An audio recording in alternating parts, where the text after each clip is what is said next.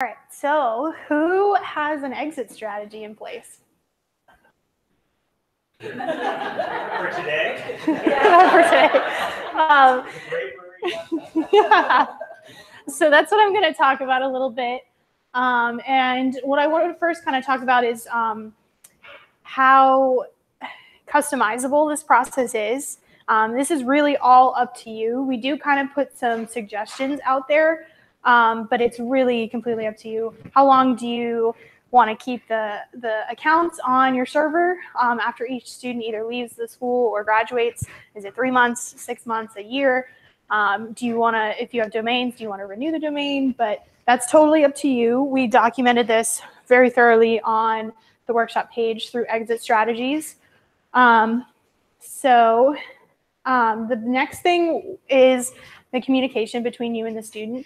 I am a big proponent of that because we've seen in the past how the lack of communication doesn't work. Like the students unfortunately lose content because they've been lost the account. But if you start early and let them know this process is coming up, that's the best process ever, is to be communicative with the students. So basically, you can give them a couple options. You can suggest Reclaim. Migrating off of your institution servers to Reclaim is going to be the easiest process in the world because we're all in the same network, same infrastructure, basically.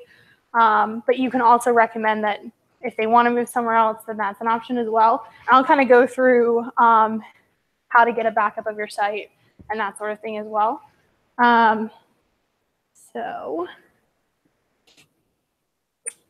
This is a blog post Lauren wrote about what you can send to the students. This is under language on the exit strategy category.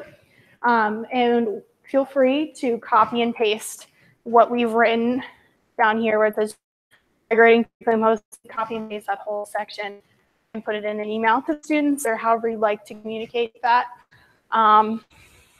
What we usually do is if they do decide to move to Reclaim and you use subdomains as your infrastructure, we recommend that they send a ticket to us as support to let us know that they're moving off of a school server. So they can basically say, I'm graduating from your school and I'd like to migrate to Reclaim hosting and put the domain name that they decide to register. And let them know the subdomain and let us know the subdomain as well.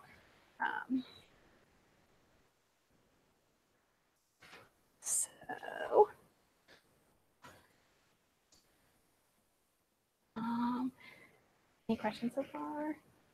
I want to stop and have you guys ask questions and kind of get talking if you need to. Okay. So once the allotted time has passed, so like the 3 months or the 6 months time frame, this is where you can send us a CSV file of all the students that have left the school that we can then deprovision the old accounts, which you can suspend the accounts. We can also terminate the accounts. And we do keep those 30-day backups as well. So there's not too big of a strain if we do lose accounts of students that are still at the school. But this article also goes through how to terminate accounts if you decide to do that on your own. Very cool. So I'm going to move forward from exit strategies into migrations off of the server. And there's a couple ways we can go about this. The main thing is to get a backup of your site, of the student site. And that can be done in Cpanel. And it's under the file section. There's a little blue time machine looking thing called backups. And this grabs a full backup of the site that includes the files and content within the file manager and then the databases as well. And it's very easy. You can download a new one just by clicking download full website. And you can select a directory.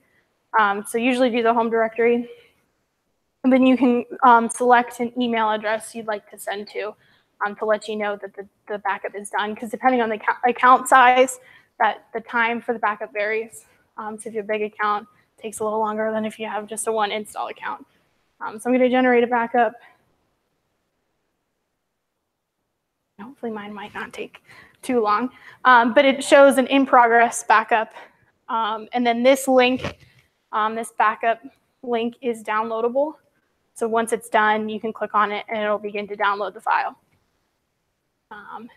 So a cPanel backup is very useful for any web hosting company that runs cPanel. They can easily restore the backup to an account, and we can do the same thing as well. It's a little easier because we can transfer directly between the servers because we're all connected in the same infrastructure. But this backup is very useful. If the student is not moving to Reclaim and they're moving to a company that does not, what? Yeah. Oh, sorry. So, is this for a single site then, or what is multiple sites? It's on account basis. The cPanel backup takes the whole thing. But that does kind of lead into if they're moving off without cPanel, they need to grab a backup of all the files and all the databases individually, because this cPanel backup is not compatible with web hosting companies that don't run cPanel. And that's on a per site basis. So, oh, you can. Yeah, so it still has all the files and databases. Got it. Okay. Right. It's just not as easy. Right. So, so I'll show you a little bit about the PHP Myadmin. That's where all the databases are. I'm not sure if I've already seen this. Yeah, so I have several, a lot of test databases, but you can export them by clicking on the specific database and then click export right here. And it just downloads as a SQL file. If you're moving away from Reclaim, that does not run cPanel. Yeah. Any questions? Cool. Okay. So if you don't grab the database is what holds the content, like the posts and the actual words on the page. If you don't move the database, you'll get something that looks like this. And we don't want that. So this is a WordPress database connection error. And this can happen for a number of reasons. There's a database password that's assigned to a user, which is assigned to the install. And the install, sometimes that can get out of sync and you'll see this. But this is a very common, not necessarily common, but it's a very easy fix. You just gotta see there's 4 pieces, a database name, database user, the database password, and the host name. And these 4 pieces all need to be in sync with the file within the file manager and the database name. So in my cPanel, I'm going to go to the file manager. And this install that I'm working with is in the public HTML folder. But for WordPress specifically, there's going to be a wp-config file. And that's what's going to connect to the database. So we're going to edit this.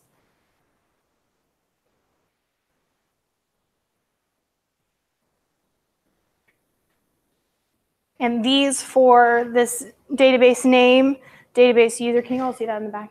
No? Okay, I'll zoom in.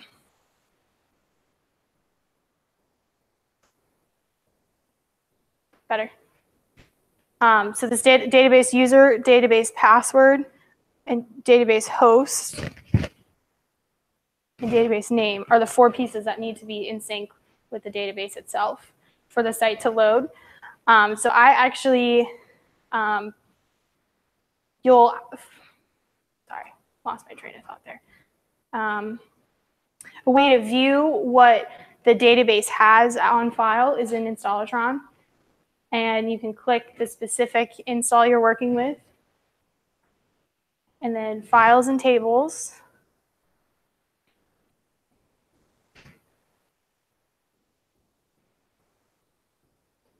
And it shows the host, the name, the username, and the password.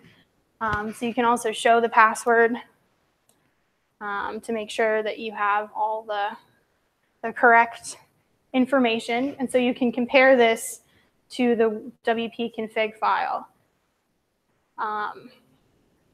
and make sure that those are in sync. So in this case, I added a 2 at the end of my password, which any wrong character will make the site go down.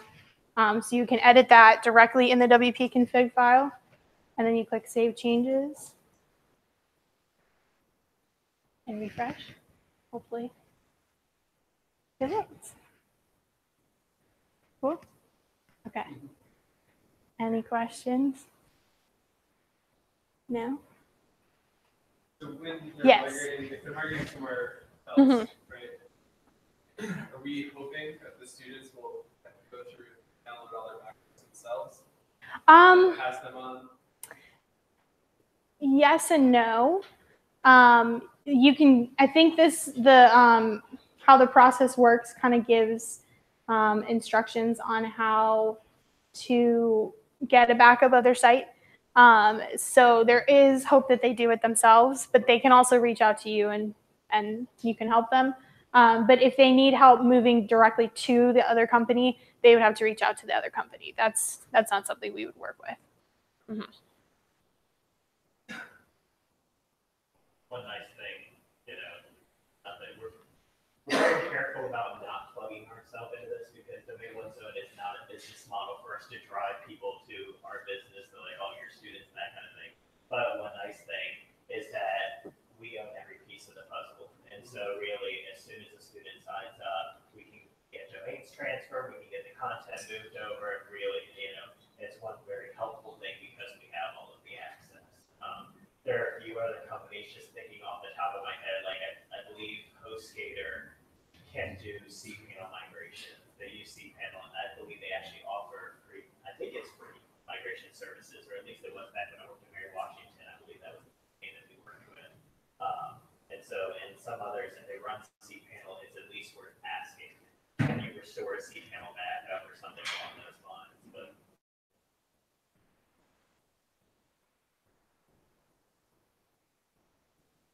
Have we talked a little bit about what terms of universities who are doing this right now? For example, when you're used to doing this for a while, in terms of migrating people wherever to reclaim to HostGator or wherever, do you have something in place now that you kind of work from, or is it just from this company? It's yeah, it's a little bit chaotic. I just took over this year, so I was there last year, but the process is to contact the students, let them know that the clock is ticking, let us know what you want to do, and maybe they get in touch with us, maybe they don't. Mm-hmm. Kind of just move forward after the time expires, like, okay, your account's gone now. All that stuff. Right. In fact, that is a process, right? Reaching out, letting people know.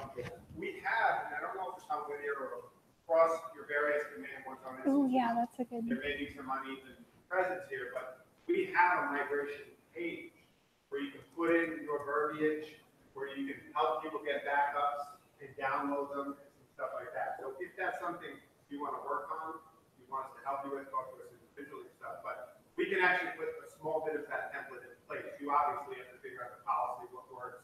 Some schools say you can keep it for a year. Some schools are like, we're not going to touch it, keep it going. Some are like 3 months, you're out. That's obviously your call. But at the point where you want us to help it be present within your infrastructure, that makes sense. And that's actually a good point because I totally forgot that page in the WordPress was a thing. You can add a backup, and it's a button that you can click that will actually generate a backup. But you do have to be logged in to view this page.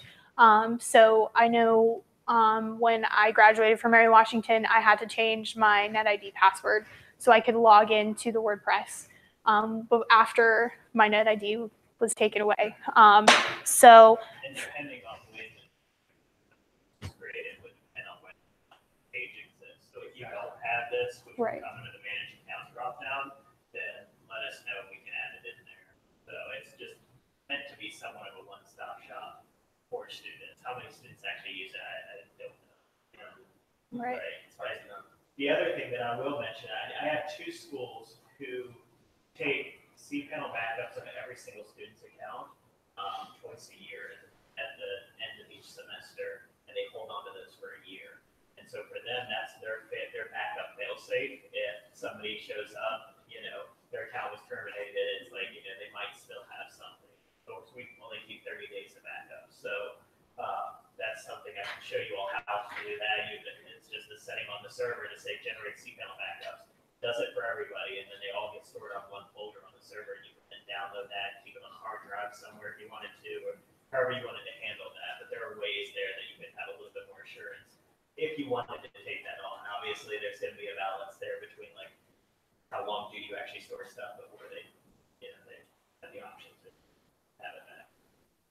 How widely used is Cpanel with other? I mean, obviously you're using. How widely is it used among the other hosting providers?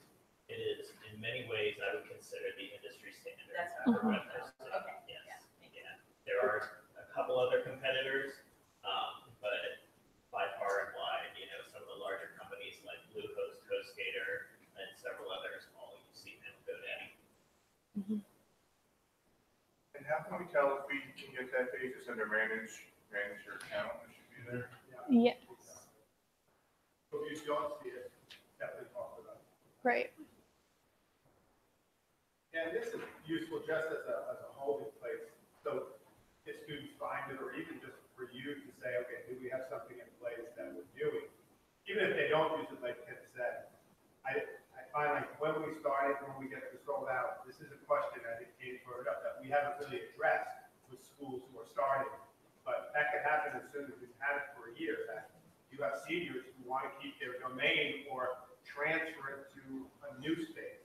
And one of the tricks we haven't talked about is when you have something like student X dot, you name it, Whittier.domain, and they want to go to studentx.com, there's a different transition, right? Like they actually have to go away from the subdomain setup to a full top-level domain, studentx.com from studentx.whittier.domain. And that's something where reclaim hosting, if you're sending them to us, we can help. They can pick the domain and we can seamlessly transition. So there are considerations for that too, if they don't have a top-level domain. But having a full backup of all your work done in a Cpanel package, no matter if you go on with it or not, it's kind of useful. If you ever need to bring it up, it is the industry standard. You could bring it back to life on whatever service you want, or whatever hosting company you want. The backup, getting a backup should be something that they get to have it knowing it's available. I would also say literacy around that. I very briefly mentioned it, but I can point you to the guide on our community website, the end user documentation called additional backup options in the Installatron. I very briefly mentioned like you can back up to Dropbox or Google Drive. All of those things the student will own even if Cpanel disappears on them overnight. And so it's not a bad digital literacy component to let them know that stuff's available, and it might be a cool idea for them. They've got a WordPress installed to look at how they might have that instead of backing up to your server, backing up to their Dropbox account or Google Drive or somewhere else to where, if suddenly they have one of those moments, they have something to pull back on that wasn't relying on your server at all. And that sounds a cool video too, actually. This is one that Chris did. Yeah. No, Chris did that. Yeah. Right.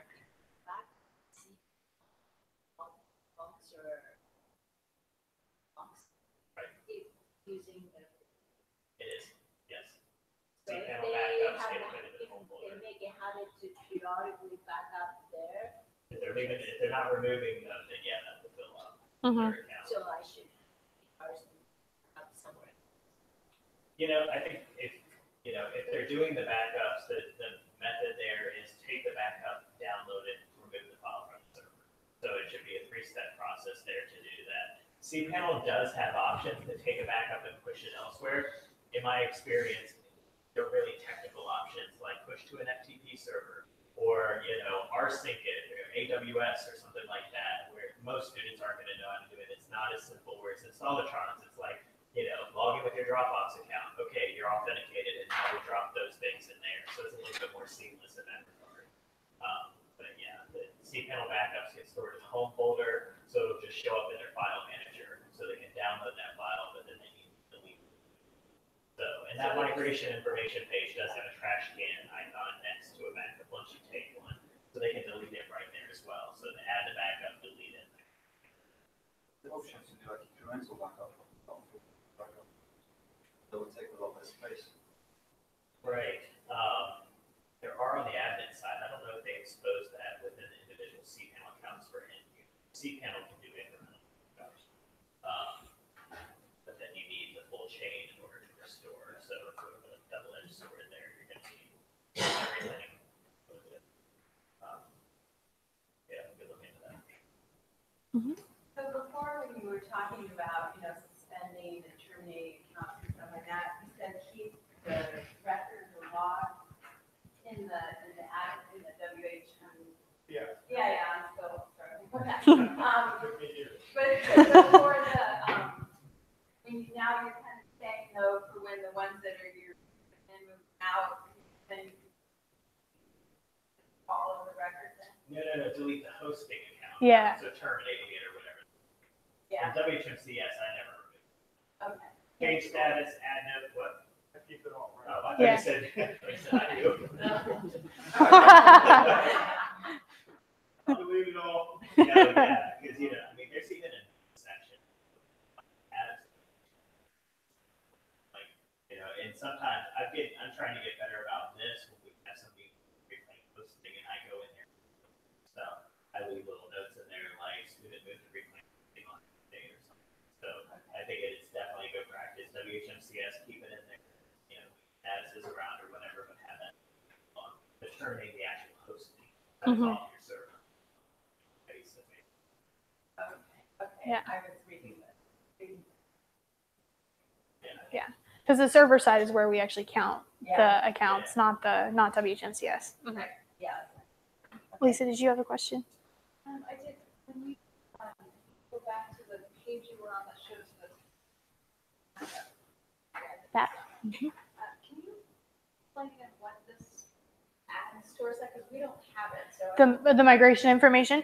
This kind of just gives a little blurb about what to do when you're getting ready to graduate or you leave the school, and it kind of like this get started page walks you through kind of the setup onto Reclaim Hosting shared hosting side. Okay, so it's like another page that you add to The WordPress. the WordPress. Yes. site, Mhm. So it's another, so when we have a URL. Right. That you can put in like the email you send to students as well. And if they log into their cPanel right in the WordPress, they'll also show up there or manager. Yeah, it'll show up in the under manager account if they're logged in.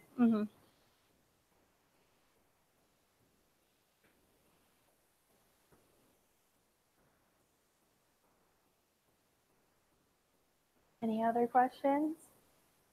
No? Okay. Yeah.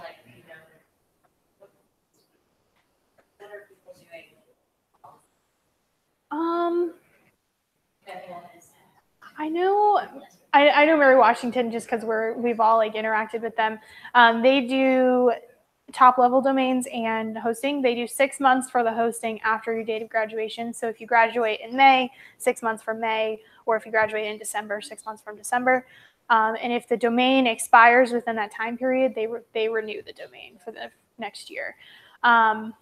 Brigham Young, they do a full year, regardless of what day they graduate, either May or December. A full year.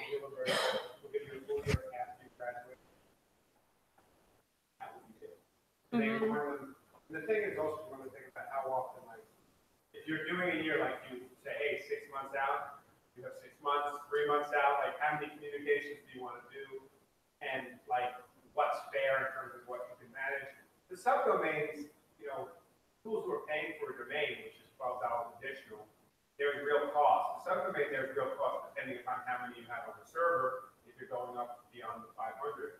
But So that's really something you have to measure with, like, how many people you have, and what you think the next year will bring, what that will be an expense wise. So, but it's you, I mean, 3 months.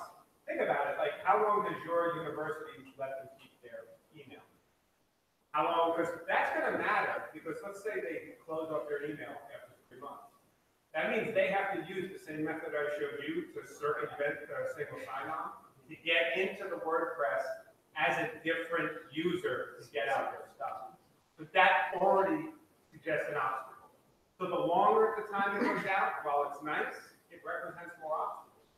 So that's another question I would just throw out there. I mean, 3 months, as long as they have their credentials and it's communicated. I'm kind of a squirrel in this way, like a hoarder, so I probably would take everything off the server and put it on like an S3, just so that if someone did have it, they might have it. But you know, at the same time, if this is about ownership and data ownership and them taking control of that, you can't sit there and babysit it, right? Mm-hmm. So that's and a I question. have seen from personal experience that the longer they have, it's just the longer the wait is even less in their mindset, right? Mm-hmm. So you're not gaining much by saying, oh, we'll give them a whole year, we'll give them a year and a half after they graduate. It's just, that's a year and a half time for them to contact you 2 weeks after it's gone and say what happened to my stuff. So, Right. you know, Right. at that point, you almost might as well say, while it's still fresh in their mind, they're going to be graduating, you're sending those communications and take the, you know, the whole 6 months prior to their graduation. And then, you know, you do 3 to 6 months. And that would be, for me, the most common thing versus a whole year out is like, students check out immediately. I remember when I was a student, as soon as you graduate, you're kind of on the way path. But at least in that first 3 months, you're still job searching, you're still thinking of things, you know, and that kind of stuff. But a year from then, just like,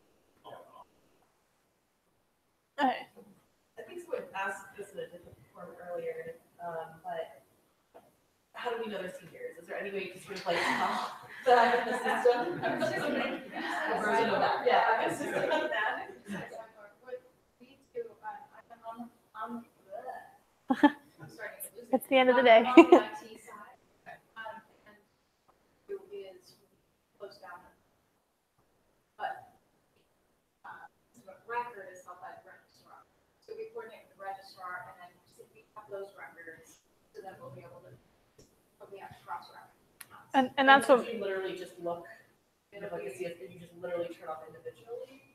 Yes, we will, we haven't done it yet, Okay. but we just, you know, we went live about 2 years ago, it was like start of summer or something like that. So we just passed by last year, like, oh, we're gonna have to deal with that, but not this year. Yeah. We're just gonna let Yeah. it go.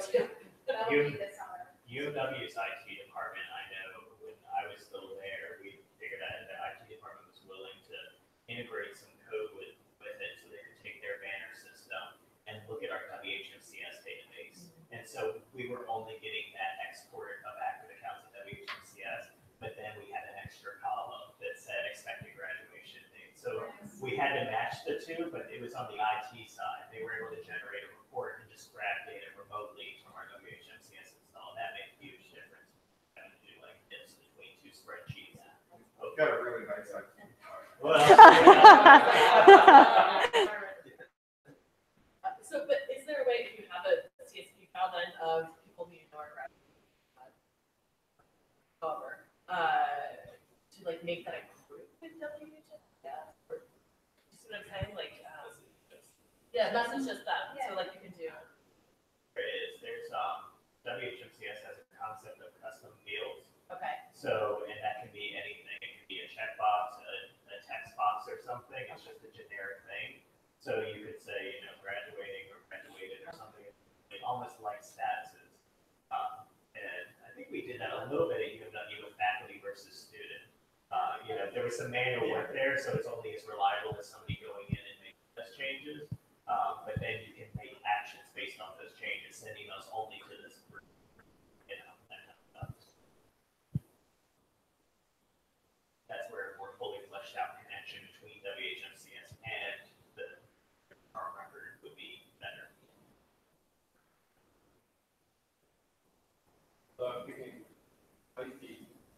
Might be a good side effect of actually just messaging everybody with that anyways. And freshmen and sophomores what's coming when they. If you might be graduating or for that blah blah blah. Right. I haven't done that, but I'm just. I was gonna say our faculty might not be. Yeah, right. Yeah, that's the other thing. Yeah, you get faculty email, you're like, why is this leaving? I don't know. I'm still here. Right. Yeah, we do that for our email, is we send one email every year that goes to the student list that no student can unsubscribe themselves from. So every student sees it at least once, well, could see it. Yes. It's a matter if they use that email or not. Very cool. Would there be any way of like asking what you're Good, and then that changes, right? Like sometimes that changes 6 months. Mhm. Right. Right. We're not actually going to graduate, which is very heavily. Credits I have. Always, that's what our registrar used to always say. It's only an expected date until they basically are walking across the stage. You know, they just find out whether or not they'll actually have that degree waiting for them. So, But you could put maybe student or faculty, because we have them go through the sign up form, Yeah. so that we see them all, so we could potentially put faculty in there, add that custom field, again, we have to do it. Right. But then at least we could kind of divide them out, because you can't tell by the email, what your status is. If you're setting up different quotas or faculty. Yeah, it's anything want that's that running out in. those series, right? Mhm. Cool. Well, let's wrap up. Any other last minute questions or anything? Gloria, did you have? our policy says, we started this semester, so I don't read it, but it says when your email account is deleted, your domain type. So students are 90 days, staff 30 days, faculty 1.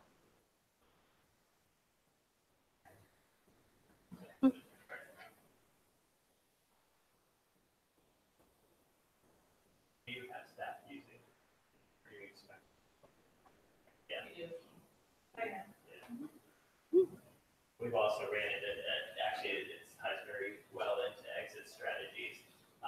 Scenario that you might want to think through is somebody graduates and then goes to work for your college or institution. And we ran into that, and where people have gotten bitten by accounts getting terminated, and they're like, I work here, and I'm like, were you a student there too? Is that when you first got the account? And they were, and so, you know, hopefully you catch the time, but that's something where, you know, you're not diligent about that. Because